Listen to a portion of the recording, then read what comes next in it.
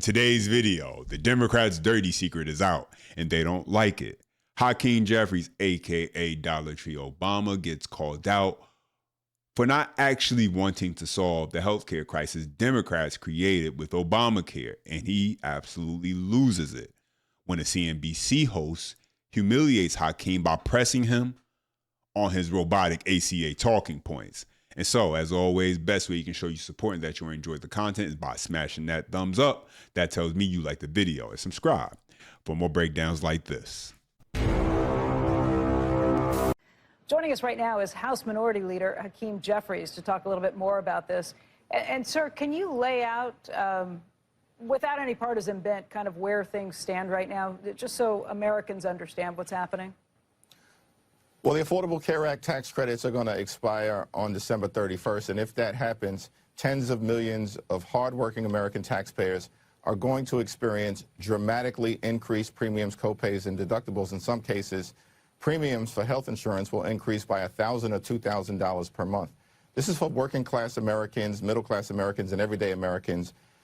Healthcare will be unaffordable. People will be unable to go see a doctor when they need one, and that's unacceptable in this great country, the wealthiest country in the history of the world.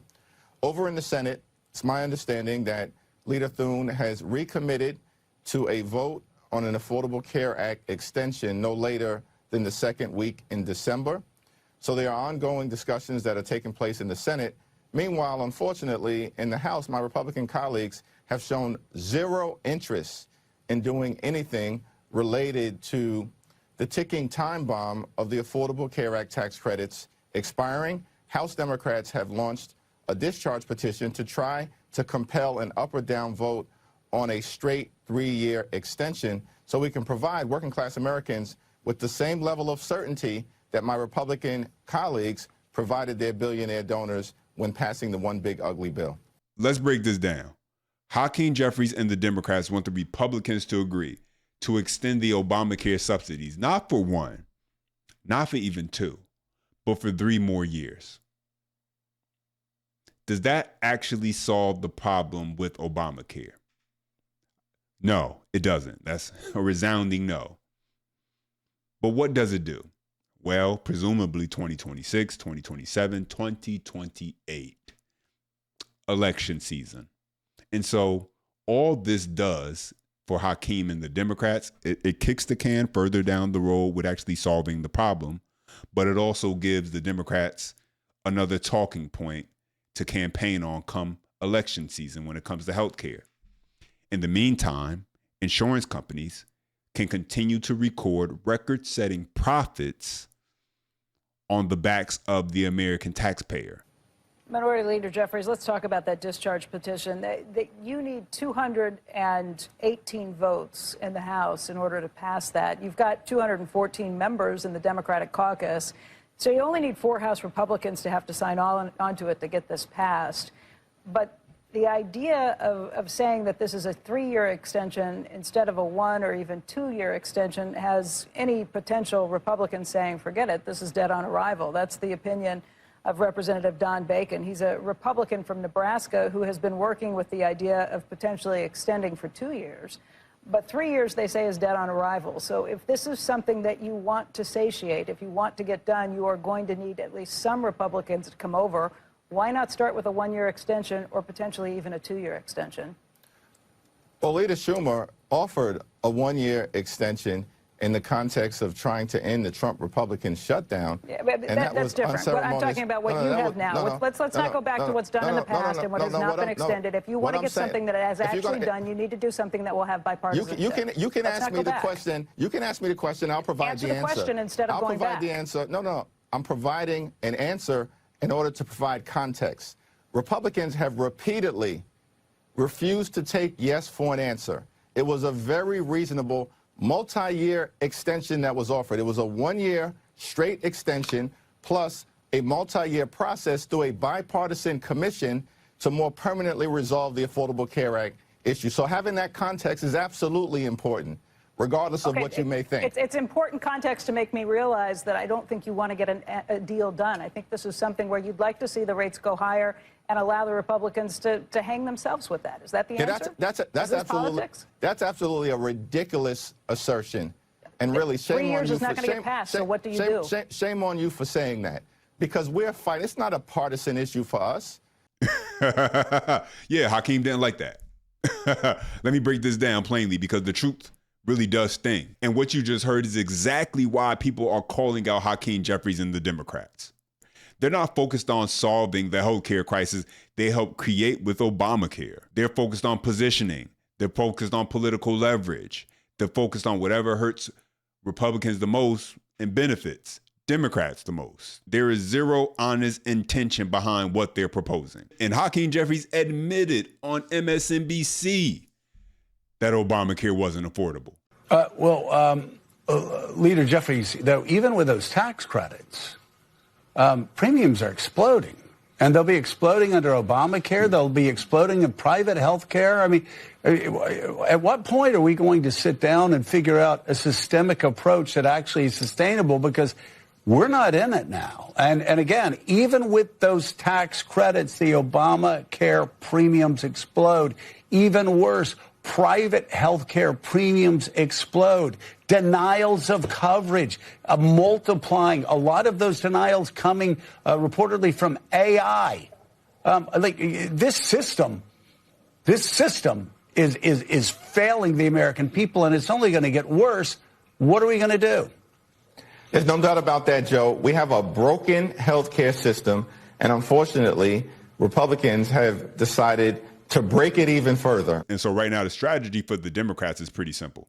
Let the system become so expensive, so frustrating, so unmanageable that enough people just give in and say, okay, whatever. Let the government take over everything. That's the end game. A fully governed healthcare system where your taxes go up to take care of everyone's poor choices. Smokers, people who refuse to exercise, constantly picking up fast food instead of cooking a vegetable. There was recently a report on the number of SNAP recipients who use their benefits to purchase fast food in the states that allow SNAP benefits to be used to purchase fast food items. What we have found is that within the SNAP program, there is a way for certain states to apply for programs that allow those SNAP dollars to go to fast food restaurants. There are currently 9 states that allow that. And what we have found is in just the last 2 years, taxpayer dollars going into SNAP, those SNAP dollars of the amount of $524 million was spent on fast food. We know that we have health issues across the board here in the United States of America. Those SNAP dollars, and I'll remind everybody that the N in SNAP stands for nutrition, should not be going to fast food. People who live unhealthy lifestyles, you're going to be responsible to pay for it. And that's not something I want to sign up for. Not when I'm someone personally who prides themselves in taking personal accountability, personal responsibility in my health and doing things that are in my control. Yeah, I understand there are obviously circumstances that things happen as far as your health that you can't see coming, and just incidences or unforeseen circumstances that end up occurring. I get that. But in general, if people want their health care costs to go down, it starts with personal responsibility, making better and more conscientious choices when it comes to the way you live, the food you eat, the exercise you decide to participate in, and avoiding, or at least at the bare minimum, limiting those destructive habits. And so I just think there's a better way we can go about this rather than saying, hey, now you got to pay for the next person who has no interest in actually living a better lifestyle that's going to be beneficial to their health. But the path Democrats are pushing leads exactly there, not because it solves the problem, but because it benefits Democrats politically. In fact, the states that are most impacted as it relates to an Affordable Care Act tax credit expiration are all Republican states. We're talking about West Virginia, Wyoming, Alaska, Mississippi, right? Tennessee. Over and over and over again, we can go through the list. That's why you probably have some Republicans who would sign on if you guys could come up with something that actually looks like a bipartisan deal. Listen, this is not a partisan fight for us. It's a patriotic fight. We're fighting for every constituent, even if Republicans aren't necessarily fighting for their own constituent. We want to find a bipartisan path forward. Yeah, of course you're going to have red states that are greatly affected. Obamacare ultimately was the best, worst option because the other choice was no health care. And so, yeah, you're going to have red states that ultimately are affected when you push it on them also. But let's look at the raw data numbers and see exactly how we got here. And you guys can look this up also yourself. You know, the way you can kind of see for yourself, and you don't got to just take my word for it. This is at kff.org, which is a nonprofit, nonpartisan organization. Just the raw numbers. Number of individuals who selected a marketplace plan. And let's go back to 2020. 2020, which is only 5 years ago. 11,409,447 people who selected a marketplace plan. And then you fast forward to 2024, and that number doubled basically. 21,446,150. And they even keep you up to date in 2025, and that number's already exceeded that. 24,319,713. And so what happened between 2020 and 2025, we all know. The subsidies, propping up Obamacare, which didn't make healthcare more affordable prior to the subsidies, where the numbers were modest, but not nearly the record-setting numbers we're seeing now, where they're telling us that it's 45 million people. And that's why Hakeem Jeffries, every chance he gets, he jumps in front of a microphone and talk about how many people will be affected when the subsidies expire. Well, of course you could talk about that after you done pushed it on everybody, got everybody hooked into the system, and now you want to say, well, we got to keep it going because look how many people it's going to hurt. You created the problem, then you added more on top of the problem, and now you don't have a solution for the problem, and you get mad that it's blowing up in your face. And that is what we've repeatedly indicated we want to do. Like, we want to sit down and have a reasonable discussion, find common ground to address this issue. Now, Republicans said in the House they were willing to deal with the Affordable Care Act tax credit issue after the government funding agreement was reached. Well, now the government shutdown is over, and there's still been no conversations with House Republican leaders. Mike Johnson never said that. The leader never said that. You do have Republicans, though, who would agree with you on something if it was actually bipartisan in nature. That's what I'm trying to get at. Actually, Mike Johnson actually did say that there was always a plan to specifically deal with the expiration of the Affordable Care Act tax credits. In fact, he said that repeatedly. So I'm not sure what you're referencing. I think their plan is something that looks more like an HCA, which I'm guessing you would say is dead on arrival, too. If you wanted to set up these health care plans that are funded instead of going through the ACA, I'm assuming you would say that's dead on arrival, too, because there have been Republicans who've put that forward. Am I wrong in thinking you would not go along with that? What I'm saying is that what's in front of us is the immediate expiration of the Affordable Care Act tax credits. Republicans have had all year to deal with this issue, and they've refused to do it. So they're the ones who are not interested in finding a resolution to a health care crisis that they've created, including passing a bill that enacted the largest cut to Medicaid in American history. And because of their policies, hospitals, nursing homes, and community-based health centers are closing throughout America, including in rural parts of the country. Which would why it would be nice to see a one-year extension so that none of these things happen immediately and give you all time to actually try and work on bipartisan situations, rather than a 3-year extension that basically kicks it down until the next administration is here. I think both sides need to come together and find some way of getting around this that's not necessarily saying, okay, we're going to spend $350 billion to extend these tax credits without having any way of trying to get at the real problems of what is causing higher premiums, what is causing this inflationary healthcare environment to begin with. Yeah, what's interesting is that Republicans just spent trillions of dollars to provide their billionaire donors with massive tax breaks, and in that same bill, cut Medicaid by the largest amount in the history of the country, and also ripped $186 billion in nutritional assistance away from hungry children, seniors, and veterans, the largest cut to SNAP in American history. But somehow we can't find a dime to extend the Affordable Care Act tax credits, even for a year, because House Republican leaders have rejected a one-year extension. Rejected it. That's their position, not our position. That's their position. So what I'm hearing, though, is that there is no middle ground. There is no bipartisanship. This is, at this point, us versus them, and we are not going to agree on anything. Am I? No, that's absolutely not the case. We've repeatedly said we will sit down anytime, any place with any of our Republican colleagues. We'll even go back to the White House to sit down with President Trump. We've repeatedly offered to do it, but they've refused. Donald Trump spent more time on the golf course during the longest government shutdown in American history than he did talking to Democrats on Capitol Hill who represent half the country. He has no interest in actually trying to find a bipartisan solution. I find it laughable, quite rich even.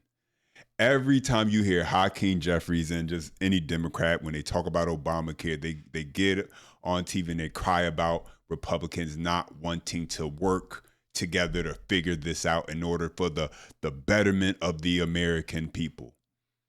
As if Obamacare was ever this bipartisan issue where they came together when it wasn't. But that's what Hakeem Jeffries wants you to believe by the way he tries to word things. When Obamacare was passed in the legislation, not one Republican voted in favor of it. When the subsidies were passed in 2022 with the Inflation Reduction Act, not one Republican voted in favor of it. And so the tie-breaking vote, we infamously remember, that came down to Kamala Harris. That was the tie-breaking vote to get it passed. And so this has never been some bipartisan issue where both sides come together, negotiate, Republicans get a little bit of what they want, Democrats get a little bit of what they want, and they create something for the American people. No, this was literally something the Democrats created, they came up with, and they said, this is what we have, and we're going to force it on people. And because they had the power at the time, they said, Republicans deal with it. And now Hakeem Jeffries and the Democrats are coming to the table because they're the ones in the minority, and they're trying to present a false narrative that this has always been an issue that should be bipartisan when it's never been. So why start now? And he's saying Republicans don't want to solve this problem when, yeah, they're solving for it by not allowing the subsidies to be extended. That's solving for the problem. It may not be the solution that Hakeem Jeffries and Democrats like, but it is a solution. And so, yeah, I just showed you guys the raw data, the raw numbers previously. And so, yeah, a short-term extension, I get it. It makes sense. People's premiums will clearly go up. It will harm Republicans because Democrats will be banging that over the head of every American when they turn on TV and any Democrat gets in front of a camera come the midterms next year. But ultimately, the subsidies are nothing but a crutch for Obamacare and is nothing but a blank check for the insurance companies. If Jeffries and Democrats were serious about solving this problem, the conversation will revolve around a new idea. At least Trump gave you that much. Yeah, it might have some fleshing out to do as far as the details with what he wants to do as far as giving the funds, the money straight to the people instead of the insurance company. But it's an idea that's not the same as just handing a check to the insurance companies. Obamacare was a lie from the beginning. They knew it was a lie. Yes. They actively told lies in order to take over a third of the U.S. economy. Yes. And it has gone downhill ever since. What you don't know about Obamacare is that it has utterly destroyed the free market system. Yes. You've got the people who wrote the ACA. It wasn't written by Democrats. Nope. It was written by big pharmaceutical companies, big insurance companies, big hospital providers. Yep. The unholy trinity got together and said, how can we create a system whereby trillions of dollars of taxpayer money will flow directly into our pockets? Yes. And that's what they did. Because the Republican approach, which is failing now, the American people know the country is moving in the wrong direction. The cost of living crisis is out of control. But the Republican approach since day one of this presidency has been my way or the highway. Everybody knows it. It's one of the reasons why Republicans were rejected decisively electorally in the elections early this month. Yet as Democrats, we continue to say we want to find a bipartisan path forward, but we need Republicans to operate in good faith in order for that to happen. Minority Leader, do you think that, what do you think do you think you were successful in shutting down the government? Do you think you got what you wanted? We didn't shut the government down. Donald Trump and Republicans control the House, the Senate, and the presidency. And in fact, the American people, prior to the shutdown, during the shutdown, and after the shutdown know who was responsible for the government shutting down. And in fact, in the midst of it all, Republicans refused to even sit down and have a conversation about keeping health care affordable for everyday Americans. Hakeem Jeffries wants you to believe that Democrats had nothing to do with any of the problems that we're dealing with right now in this country. But if the Democrats weren't the reason for the government shutdown, then how was the government able to reopen only once a few Democrats decided to cross over and vote with Republicans? Make that make sense. And so we're going to move past it. We have a Affordable Care Act tax credit expiration deadline that we need to tackle. We have a whole set of spending agreements that we need to find common ground on in advance of those agreements expiring in terms of the continuing resolution by the end of January. We just need partnership on the other side of the aisle. You know, what we have right now is that the Republicans are in the midst of an ongoing civil war. I mean, Donald Trump is fighting with Marjorie Taylor Greene. Mike Johnson and John Thune are fighting with each other. Corey Mills and Nancy Mace are fighting with each other. House Republicans are strongly disagreeing with Senate Republicans. The whole thing on the other side of the aisle is a mess. Meanwhile, as Democrats, we just want to fight for working class Americans. Minority Leader Jeffries, I'm curious, later today, the mayor-elect of New York, Mondami, is going to be meeting with the president at the White House. Unclear whether we'll see it all publicly or not. I'm curious, have you spoken to him about what this meeting is going to be, how he should approach it, and if you have, or even haven't, what you're advising him? Well, he and I had an opportunity to talk yesterday. I congratulated him on the announcement that Police Commissioner Jessica Tisch was going to remain at the helm of the NYPD. I think that's a great thing for the city of New York, for every single community, and it reinforces the mayor-elect's commitment to public safety for all New Yorkers. I think at the meeting, as he's publicly indicated, the two topics that will be discussed will be the affordability crisis that exists, in the United States of America. The cost of living is way too high. That, in fact, is the case in New York City and across the country, and public safety and how to move forward. And hopefully, President Trump is going to approach the meeting with a respect for the city that allowed his family and himself to achieve significant levels of success. So let's just call this what it is. Democrats want you to believe that they caused none of the problems we are dealing with right now. Illegal immigrants, not our fault. Obamacare, not on us. Republicans, they want to extend the subsidies. They want you to pretend that they didn't shut the government down, even though the only reason it reopened is because a handful of Democrats finally broke ranks and voted with Republicans. They want you to trust their talking points while at the same time just ignore the facts, while insurance companies rake in record profits on your dime, while premiums keep rising and nothing about this old Obamacare healthcare system ever gets fixed. But here's the thing, the truth is catching up, the spin is collapsing, and the excuses aren't working anymore. Hakeem Jeffries can keep repeating the same robotic lines. Democrats can keep moving the goalposts. But when you have the liberal media getting tired and calling you out, Democrats, you have a problem whether you want to admit it or not. But now I want to hear back from you. Drop your comments down below. As always, best way you can show your support and that you enjoyed the content, smash that thumbs up. That tells me you like the video. And subscribe for more breakdowns like this. And as always, until next time.